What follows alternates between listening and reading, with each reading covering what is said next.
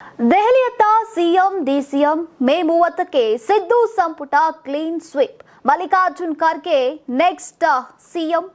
ದೇವೇಗೌಡರು ಮತ್ತೆ ರಾಜ್ಯಸಭೆಗೆ, ಬೆಳಗಾವಿಗೆ ರಾಜ್ಯಸಭೆ ಸೀಟ್ ಕೈ ಕಮಲ. ಏನು ಟಿಕೆಟ್ ಕದನ. ಜಮೀರ್ಗೆ ಈಗ ಮತ್ತೊಂದು ಹೊಸ ಸಂಕಷ್ಟ. ಕರ್ನಾಟಕ ಎಕ್ಸ್‌ಪ್ರೆಸ್ಗೆ ಸ್ವಾಗತ. ನಾನು ಲಾವಣ್ಯ. ಇವತ್ತಿನ ರಾಜ್ಯದ ಪ್ರಮುಖ ಸುದ್ದಿಗಳನ್ನ ನೋಡ್ತಾ ಹೋಗೋಣ. ಕೊನೆವರೆಗೂ ಮಿಸ್ ಮಾಡ್ತೆ ನೋಡಿ. ರಾಜ್ಯ ಕಾಂಗ್ರೆಸ್ ಸರ್ಕಾರದಲ್ಲಿ ಕಳೆದ ಕೆಲ ಸಮಯದಿಂದ ಸದ್ದಿಲ್ಲದೆ ನಡೀತಾ ಇದ್ದಂತಹ ನಾಯಕತ್ವ ಬದಲಾವಣೆ ಮತ್ತು ಸಚಿವ ಸಂಪುಟ ಪುನರ್ರಚನೆಯ ಚರ್ಚೆಗಳು ಈಗ ತೀವ್ರ ಸ್ವರೂಪವನ್ನು ಪಡೆದುಕೊಂಡಿವೆ. ಮೇ 20ಕ್ಕೆ ಸರ್ಕಾರ 3 ವರ್ಷ ಪೂರೈಸಲಿರುವಂತಹ ಹಿನ್ನೆಲೆಯಲ್ಲಿ ಈ ಎಲ್ಲಾ ಆಡಳಿತಾತ್ಮಕ ಮತ್ತು ರಾಜಕೀಯ ಗೊಂದಲಗಳಿಗೆ ತೆರೆ ಎಳೆಯೋಕೆ ಮುಖ್ಯಮಂತ್ರಿ ಸಿದ್ದರಾಮಯ್ಯ ಹಾಗೂ ಉಪಮುಖ್ಯಮಂತ್ರಿ ಡಿಕೆ ಶಿವಕುಮಾರ್ ಅವರು ಮೇ ತಿಂಗಳ ಅಂತ್ಯಕ್ಕೆ ದೆಹಲಿ ಪ್ರವಾಸವನ್ನ ಕೈಗೊಳ್ಳಲಿದ್ದಾರೆ. ಇತ್ತೀಚೆಗಷ್ಟೇ ನಡೆದಂತಹ ಡಿಕೆ ಶಿವಕುಮಾರ್ ಅವರ ಜನ್ಮದಿನದ ಸಂದರ್ಭದಲ್ಲಿ ಅವರ ಅಭಿಮಾನಿಗಳು ಮುಂದಿನ ಸಿಎಂ ಡಿಕೆಶಿ ಎಂಬ ಫ್ಲೆಕ್ಸ್ಗಳನ್ನ ಹಾಕಿ, ಬ್ಯಾನರ್ಗಳನ್ನ ಹಾಕಿ ಪ್ರದರ್ಶಿಸುವ ಮೂಲಕ ಹೈಕಮಾಂಡ್ಗೆ ಪರೋಕ್ಷ ಸಂದೇಶವನ್ನ ರವಾನಿಸಿದ್ರು. ಈಗ ಈ ಬೆಳವಣಿಗೆಯ ಬೆನ್ನಲ್ಲೇ ಉಭಯ ನಾಯಕರ ದೆಹಲಿಯ ಪ್ರವಾಸ ನಿಗದಿಯಾಗ್ತಾ ಇರೋದು ರಾಜಕೀಯ ವಲಯದಲ್ಲಿ ತೀವ್ರ ಕುತೂಹಲವನ್ನ ಕೆರಳಿಸಿದೆ. ದೆಹಲಿಯಲ್ಲಿ ಎಐಸಿಸಿ ಅಧ್ಯಕ್ಷ ಮಲ್ಲಿಕಾರ್ಜುನ್ ಖರ್ಗೆ ಹಾಗೂ ಲೋಕಸಭೆಯ ವಿರೋಧ ಪಕ್ಷದ ನಾಯಕ ರಾಹುಲ್ ಗಾಂಧಿ ಅವರನ್ನ ಭೇಟಿ ಮಾಡಿ ಇಬ್ಬರೂ ನಾಯಕರು ಮಾತುಕತೆಯನ್ನ ನಡೆಸಲಿದ್ದಾರೆ. ಇತ್ತೀಚೆಗೆ ಸಚಿವ ಡಿ ಸುಧಾಕರ್ ಅವರು ನಿಧನರಾಗಿರೋದ್ರಿಂದ ಮತ್ತೊಂದು ಸ್ಥಾನ ತೆರವಾಗಿದೆ. ಹಾಗಾಗಿ ಕೇವಲ ಖಾಲಿ ಇರುವಂತಹ ಸ್ಥಾನಗಳ ವಿಸ್ತರಣೆ ಮಾಡಬೇಕೆ ಅಥವಾ ಇಡೀ ಸಂಪುಟವನ್ನೇ ಪುನರ್ರಚನೆ ಮಾಡಬೇಕೆ ಅನ್ನೋ ಗೊಂದಲಕ್ಕೆ ಈಗ ಹೈಕಮಾಂಡ್ ಈ ಪ್ರವಾಸದ ವೇಳೆ ಸ್ಪಷ್ಟನೆ ನೀಡುವಂತಹ ಸಾಧ್ಯತೆ ಇದೆ.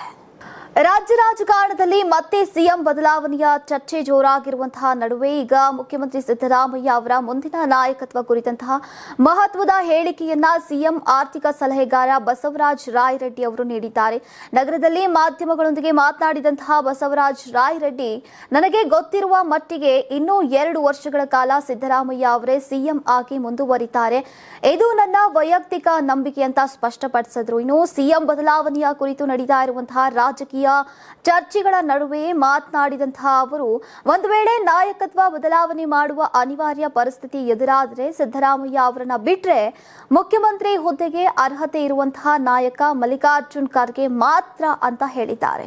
ಇದೇ ವೇಳೆ ಕಾಂಗ್ರೆಸ್ ಹೈಕಮಾಂಡ್ ಹಾಗೂ ಶಾಸಕಾಂಗ ಪಕ್ಷದ ಪಾತ್ರದ ಕುರಿತು ಮಾತನಾಡಿದಂತಹ ರಾಯರೆಡ್ಡಿ, ವರಿಷ್ಠರು ಸಿಎಂ ಬದಲಾವಣೆ ಮಾಡಬೇಕು ಅಂದ್ರೆ ಮೊದಲು ಶಾಸಕಾಂಗ ಪಕ್ಷದ ಸಭೆ ಕರಿಬೇಕು. ಆದ್ರೆ ಈಗ ಅಂತಹ ಯಾವುದೇ ಪರಿಸ್ಥಿತಿ ಉದ್ಭವಿಸಿಲ್ಲ ಅಂತ ಸ್ಪಷ್ಟಪಡಿಸಿದ್ರು. ಇನ್ನು ಸಂಪುಟ ಪುನರ್ರಚನೆಯ ಕುರಿತು ಸುಳಿವನ್ನ ನೀಡಿದಂತಹ ಅವರು, ಮೇ 30ರೊಳಗೆ ಸಂಪುಟ ಪುನರ್ರಚನೆ ಅಥವಾ ವಿಸ್ತರಣೆ ನಡೆಯುವಂತಹ ಸಾಧ್ಯತೆ ಇದೆ. ಸರ್ಕಾರಕ್ಕೆ 3 ವರ್ಷಗಳಾಗ್ತಾ ಇರುವಂತಹ ಹಿನ್ನೆಲೆಯಲ್ಲಿ ಹೊಸ ಮುಖಗಳಿಗೆ ಅವಕಾಶ ನೀಡಬೇಕಾದಂತಹ ಅಗತ್ಯ ಇದೆ ಎಂದಿದ್ದಾರೆ. ಮುಖ್ಯಮಂತ್ರಿ ಬದಲಾವಣೆಯ ಕುರಿತಂತಹ ಚರ್ಚೆಗಳು ರಾಜ್ಯ ರಾಜಕಾರಣದಲ್ಲಿ ಮತ್ತೆ ಸದ್ದು ಮಾಡ್ತಾ ಇರುವಂತಹ ನಡುವೆಯೇ ಸಚಿವೆ ಲಕ್ಷ್ಮಿ ಹೆಬ್ಬಾಳ್ಕರ್ ಮಹತ್ವದ ಪ್ರತಿಕ್ರಿಯೆಯನ್ನ ನೀಡಿದ್ದಾರೆ. ಉಡುಪಿಯಲ್ಲಿ ಮಾಧ್ಯಮಗಳೊಂದಿಗೆ ಮಾತನಾಡಿದಂತಹ ಅವರು, ಮುಖ್ಯಮಂತ್ರಿ ಬದಲಾವಣೆ ಅನ್ನೋದು ಸಂಪೂರ್ಣವಾಗಿ ಹೈಕಮಾಂಡ್ಗೆ ಸಂಬಂಧಿಸಿದಂತಹ ವಿಚಾರ.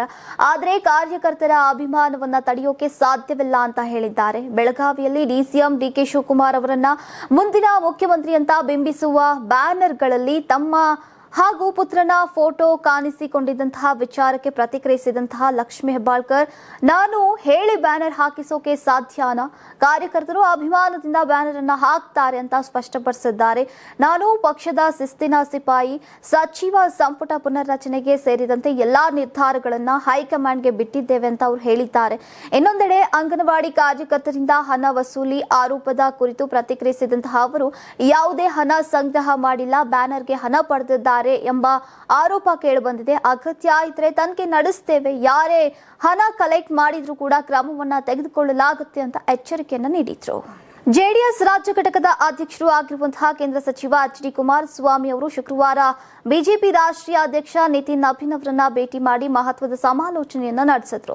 ಈ ಭೇಟಿ ರಾಜ್ಯ ರಾಜಕಾರಣದಲ್ಲಿ ಸಾಕಷ್ಟು ಕುತೂಹಲಕ್ಕೆ ಕಾರಣವಾಗಿದ್ದು, ರಾಜ್ಯಸಭಾ ಚುನಾವಣೆಯ ರಾಜಕೀಯ ಚಟುವಟಿಕೆಗಳಿಗೆ ಮತ್ತಷ್ಟು ಚೈತನ್ಯವನ್ನ ನೀಡಿದೆ. ಜೆಡಿಎಸ್ ವರಿಷ್ಠ ಎಚ್.ಡಿ. ದೇವೇಗೌಡರು ಸೇರಿದಂತೆ 4 ರಾಜ್ಯಸಭಾ ಸದಸ್ಯರ ಅವಧಿ ಜೂನ್ನಲ್ಲಿ ಮುಕ್ತಾಯವಾಗಲಿದ್ದು, ದೇವೇಗೌಡರು ಮತ್ತೊಮ್ಮೆ ರಾಜ್ಯಸಭೆಗೆ ಪ್ರವೇಶಿಸೋಕೆ ಆಸಕ್ತಿಯನ್ನ ಹೊಂದಿದ್ದಾರೆ ಎನ್ನಲಾಗಿದೆ. ಆದರೆ ಜೆಡಿಎಸ್ಗೆ ಸ್ವತಂತ್ರವಾಗಿ ಅಭ್ಯರ್ಥಿಯನ್ನ ಗೆಲ್ಲುವಷ್ಟು ಸಂಖ್ಯಾಬಲ ಇಲ್ಲದಿರುವುದು ಈಗ ಪಕ್ಷಕ್ಕೆ ಸವಾಲಾಗಿ ಪರಿಣಮಿಸಿದೆ. ಪ್ರಸ್ತುತ ಸಂಖ್ಯಾಬಲದ ಲೆಕ್ಕಾಚಾರದ ಪ್ರಕಾರ ಈಗ ಕಾಂಗ್ರೆಸ್ 3 ಸ್ಥಾನಗಳನ್ನು ಸುಲಭವಾಗಿ ಗೆಲ್ಲುವ ಸ್ಥಿತಿಯಲ್ಲಿದ್ದು ಉಳಿದ 1 ಸ್ಥಾನವನ್ನ ಗೆಲ್ಲುವಷ್ಟು ಸಂಖ್ಯಾಬಲ ಬಿಜೆಪಿಗೆ ಇದೆ. ಆದರೆ ಆ ಸ್ಥಾನವನ್ನ ಜೆಡಿಎಸ್ಗೆ ಬಿಟ್ಟುಕೊಡುವಂತಹ ವಿಚಾರಕ್ಕೆ ಬಿಜೆಪಿ ರಾಜ್ಯ ಘಟಕದೊಳಗೆ ತೀವ್ರ ವಿರೋಧ ವ್ಯಕ್ತವಾಗ್ತಾ ಇದೆ ಅಂತ ಮೂಲಗಳು ತಿಳಿಸಿವೆ. ಇನ್ನು ಈ ಹಿನ್ನೆಲೆಯಲ್ಲಿ ಕುಮಾರಸ್ವಾಮಿ ಅವರು ಬಿಜೆಪಿ ವರಿಷ್ಠರನ್ನ ಭೇಟಿ ಮಾಡಿ ಮನವೊಲಿಸುವಂತಹ ಪ್ರಯತ್ನವನ್ನ ನಡೆಸಿದ್ದಾರೆ ಎನ್ನಲಾಗಿದೆ. ರಾಜ್ಯಸಭಾ ಚುನಾವಣೆಯಲ್ಲಿ ಮೈತ್ರಿ ಕಾರ್ಯತಂತ್ರ, ಜೆಡಿಎಸ್ ಬಿಜೆಪಿ ಸಮನ್ವಯ ಹಾಗೂ ರಾಜ್ಯ ಕಾಂಗ್ರೆಸ್ ಸರ್ಕಾರದ ವಿರುದ್ಧದ ಹೋರಾಟದ ಕುರಿತು ಈ ಭೇಟಿಯಲ್ಲಿ ಚರ್ಚೆ ನಡೆದಿದೆ ಎನ್ನಲಾಗಿದೆ. ಹೀಗಂತ ಪಕ್ಷದ ಮೂಲಗಳು ತಿಳಿಸಿವೆ. ಕರ್ನಾಟಕ ರಾಜಕಾರಣದಲ್ಲಿ ಗದ್ದುಗೆ ರಾಜಕಾರಣಕ್ಕೆ ಹೆಸರಾಗಿರುವಂತಹ ಬೆಳಗಾವಿ ಜಿಲ್ಲೆಯಲ್ಲಿ ಇದೀಗ ರಾಜ್ಯಸಭಾ ಸದಸ್ಯತ್ವ ಲೆಕ್ಕಾಚಾರ ಜೋರಾಗಿದೆ. ರಾಜ್ಯಸಭಾ ಸದಸ್ಯರಾದಂತಹ ಈರಣ್ಣ ಕಡಾಡಿ, ಕೆ ನಾರಾಯಣ್, ಮಲ್ಲಿಕಾರ್ಜುನ್ ಖರ್ಗೆ ಹಾಗೂ HD ದೇವೇಗೌಡ ಅವರ ಅವಧಿ ಜೂನ್ 25ರಂದು ಅಂತ್ಯಗೊಳ್ಳಲಿದ್ದು ಖಾಲಿಯಾಗಿರುವಂತಹ 4 ಸ್ಥಾನಗಳ ಭರ್ತಿಗೆ ರಾಜಕೀಯ ಚಟುವಟಿಕೆಗಳು ಚುರುಕುಗೊಂಡಿವೆ. ಅದರಲ್ಲೂ ಕೂಡ ಬೆಳಗಾವಿ ಜಿಲ್ಲೆಗೆ ಮತ್ತೊಮ್ಮೆ ರಾಜ್ಯಸಭಾ ಪ್ರಾತಿನಿಧಿತ್ವ ದೊರಕಿಸಿಕೊಡುವಂತಹ ಪ್ರಶ್ನೆ ಇದೀಗ ಬಿಜೆಪಿ ಹಾಗೂ ಕಾಂಗ್ರೆಸ್ ಎರಡೂ ಪಕ್ಷಗಳಲ್ಲೂ ಕೂಡ ಭಾರಿ ಚರ್ಚೆಗೆ ಕಾರಣವಾಗಿದೆ. ಈಗ ಈರಣ್ಣ ಕಡಾಡಿಯವರ ಸ್ಥಾನಗಳನ್ನ ಉಳಿಸಿಕೊಳ್ಳೋಕೆ ಬಿಜೆಪಿಯಲ್ಲಿ ಲಾಬಿ ಜೋರಾಗಿದ್ರೆ ಕಾಂಗ್ರೆಸ್ನಲ್ಲೂ ಕೂಡ ಜಿಲ್ಲೆಗೆ 1 ಸ್ಥಾನ ನೀಡಬೇಕು ಅಂತ ಒತ್ತಾಯ ಹೆಚ್ಚಾಗಿದೆ. ಈಗ ಜಿಲ್ಲೆಯ 18 ಶಾಸಕರಲ್ಲಿ 11 ಮಂದಿ ಕಾಂಗ್ರೆಸ್ನವರಿದ್ದಾರೆ. ಇದ್ದಾದ್ರೂ ಕೂಡ ಈಗ ಕೇವಲ ಒಬ್ಬರಿಗೆ ಮಾತ್ರ ಸಚಿವ ಸ್ಥಾನ ಸಿಕ್ಕಿರುವುದು ಕಾಂಗ್ರೆಸ್ ಕಾರ್ಯಕರ್ತರ ಅಸಮಾಧಾನಕ್ಕೆ ಕಾರಣವಾಗಿದೆ. ಇನ್ನು ಬಿಜೆಪಿ ಆಡಳಿತದಲ್ಲಿ ಬೆಳಗಾವಿಗೆ ಹೆಚ್ಚಿನ ರಾಜಕೀಯ ಪ್ರಾತಿನಿಧ್ಯ ಸಿಕ್ಕಿತ್ತು. ಈಗ ಕಾಂಗ್ರೆಸ್ ಸರ್ಕಾರದಲ್ಲೂ ಕೂಡ ಜಿಲ್ಲೆಗೆ ಅದೇ ಮಟ್ಟದ ಗೌರವ ಸಿಗಬೇಕು ಎಂಬ ಒತ್ತಾಯವನ್ನ ಜಿಲ್ಲೆಯ ನಾಯಕರು ಹೈಕಮಾಂಡ್ ಮುಂದೆ ಇಟ್ಟಿದ್ದಾರೆ ಎನ್ನಲಾಗಿದೆ. ಇನ್ನೊಂದೆಡೆ ಕಾಂಗ್ರೆಸ್ನಲ್ಲಿ ರಾಜ್ಯಸಭಾ ಟಿಕೆಟ್ಗಾಗಿ ಕೆಲ ನಾಯಕರ ಹೆಸರುಗಳು ಕೇಳಿ ಬರ್ತಾ ಇವೆ. ಮಾಜಿ ಕೇಂದ್ರ ಸಚಿವ ಬಿ ಶಂಕರಾನಂದ್ ಅವರ ಪುತ್ರ ದಿಲೀಪ್ ಕನಗಲಿ, ಮಾಜಿ ಶಾಸಕಿ ಡಾಕ್ಟರ್ ಅಂಜಲಿ ನಿಂಬಾಳ್ಕರ್, ಜಿಲ್ಲಾಧ್ಯಕ್ಷ ವಿನಯ್ ನಾವಲ್ಕಟ್ಟಿ, ಹೈಕೋರ್ಟ್ ವಕೀಲ ಮೋಹನ್ ಕಾತರಕಿ ಹಾಗೂ ಲಕ್ಷ್ಮಣ್ ರಾವ್ ಚಿಂಗಳೆ ಅವರ ಹೆಸರುಗಳು ಈಗ ಪ್ರಮುಖವಾಗಿ ಚರ್ಚೆಯಲ್ಲಿವೆ. ರಾಜ್ಯದಲ್ಲಿ ಕೊಚ್ಚಿ ಕಿತ್ತಾಟದ ನಡುವೆ ಜಮೀರ್ ಅಹಮದ್ ಖಾನ್ಗೆ ಸಂಕಷ್ಟ ಎದುರಾಗಿದೆ. ರಾಜ್ಯದಲ್ಲಿ ಭಾರೀ ಸಂಚಲನ ಮೂಡಿಸಿರುವಂತಹ ಸುಮಾರು 2,000 ಕೋಟಿ ರೂಪಾಯಿ ಮೊತ್ತದ ಬೃಹತ್ ನಕಲಿ ಇನ್ಪುಟ್ ಟ್ಯಾಕ್ಸ್ ಕ್ರೆಡಿಟ್ ವಂಚನೆ ಜಾಲವನ್ನು ಈಗ ವಾಣಿಜ್ಯ ತೆರಿಗೆ ಇಲಾಖೆಯ ಅಧಿಕಾರಿಗಳು ಪತ್ತೆ ಹಚ್ಚಿದ್ದಾರೆ. ಈ ಹಗರಣದ ತನಿಖೆಯ ಭಾಗವಾಗಿ ಈಗ ಸಚಿವ ಜಮೀರ್ ಅಹಮದ್ ಖಾನ್ ಅವರಿಗೆ ಸೇರಿದ್ದು ಎನ್ನಲಾದಂತಹ ಪ್ರಸಿದ್ಧ ನ್ಯಾಷನಲ್ ಟ್ರಾವೆಲ್ಸ್ ಸಂಸ್ಥೆಗೆ ಇಲಾಖೆ ನೋಟಿಸ್ ಅನ್ನ ಜಾರಿ ಮಾಡಿದೆ. ನಕಲಿ ಬಿಲ್ಗಳ ಸಾಗಾಟಕ್ಕೆ ನ್ಯಾಷನಲ್ ಟ್ರಾವೆಲ್ಸ್ ನ ಲಾರಿಗಳನ್ನ ಬಳಸಿಕೊಳ್ಳಲಾದಂತಹ ಆರೋಪದ ಮೇಲೆ ಈಗ ಈ ನೋಟಿಸ್ ಅನ್ನ ಜಾರಿ ಮಾಡಲಾಗಿದೆ, ಅಂದ್ರೆ ನೀಡಲಾಗಿದೆ.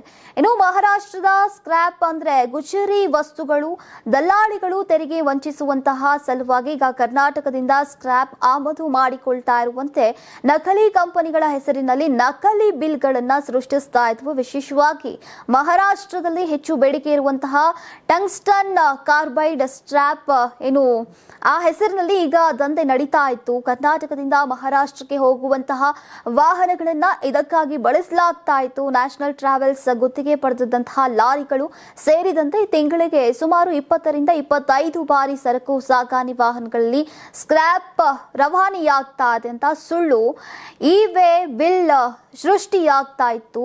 ಆದರೆ ಭೌತಿಕವಾಗಿ ಈಗ ಈ ವಾಹನಗಳಲ್ಲಿ ಯಾವುದೇ ಸ್ಕ್ರಾಪ್ ಇರ್ತಾ ಇರಲಿಲ್ಲ. ಕೇವಲ ನಕಲಿ ಬಿಲ್ಗಳು ಮಾತ್ರ ಹಂತ ಹಂತವಾಗಿ ಹಸ್ತಾಂತರಗೊಂಡು ಈಗ ಮಹಾರಾಷ್ಟ್ರವನ್ನ ತಲುಪ್ತಾ ಇರುವುದಾಗಿ ತಿಳಿದು ಬಂದಿದೆ.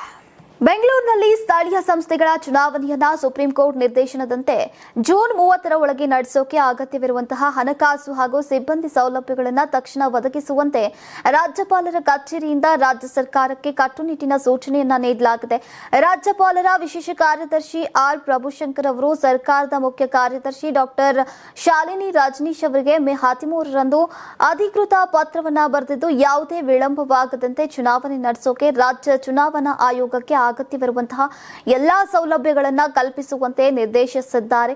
ಈ ಬೆಳವಣಿಗೆಗೆ ಈಗ ಜೆಡಿಎಸ್ ರಾಜ್ಯ ಕಾನೂನು ಘಟಕದ ಅಧ್ಯಕ್ಷ ಎಪಿ ರಂಗನಾಥ್ ಹಾಗೂ ಇತರ ವಕೀಲರು ಇತ್ತೀಚೆಗೆ ರಾಜ್ಯಪಾಲರನ್ನ ಭೇಟಿ ಮಾಡಿ ಮನವಿ ಪತ್ರವನ್ನ ಸಲ್ಲಿಸಿದ್ರು. ಬೆಂಗಳೂರಿನಲ್ಲಿ ಮುಕ್ತ ಹಾಗೂ ನ್ಯಾಯಸಮ್ಮತ ಚುನಾವಣೆ ನಡೆಸೋಕೆ ರಾಜ್ಯ ಚುನಾವಣಾ ಆಯೋಗಕ್ಕೆ ಅಗತ್ಯವಿರುವಂತಹ ಆರ್ಥಿಕ ಮತ್ತು ಆಡಳಿತಾತ್ಮಕ ಬೆಂಬಲ ಒದಗಿಸುವಂತೆ ಸರ್ಕಾರಕ್ಕೆ ಸೂಚನೆ ನೀಡಬೇಕು ಅಂತ ಮನವಿಯನ್ನ ಮಾಡಿದ್ರು. ಈ ಮನವಿಯನ್ನ ಪರಿಗಣಿಸಿ ಈಗ ರಾಜ್ಯಪಾಲರ ಕಚೇರಿ ಮುಖ್ಯ ಕಾರ್ಯದರ್ಶಿಗೆ ಈಗ ಪತ್ರ ರವಾನಿಸಿದೆ. ಪತ್ರದಲ್ಲಿ ಬೆಂಗಳೂರು ಸ್ಥಳೀಯ ಸಂಸ್ಥೆಗಳ ಚುನಾವಣೆಯನ್ನ ಜೂನ್ 30, 2026 ನಡೆಸುವಂತೆ ಈಗ ಸುಪ್ರೀಂ ಕೋರ್ಟ್ ಈಗಾಗಲೇ ರಾಜ್ಯ ಚುನಾವಣಾ ಆಯೋಗಕ್ಕೆ ನಿರ್ದೇಶನವನ್ನ ನೀಡಿರುವುದನ್ನು ಉಲ್ಲೇಖಿಸಲಾಗಿದೆ.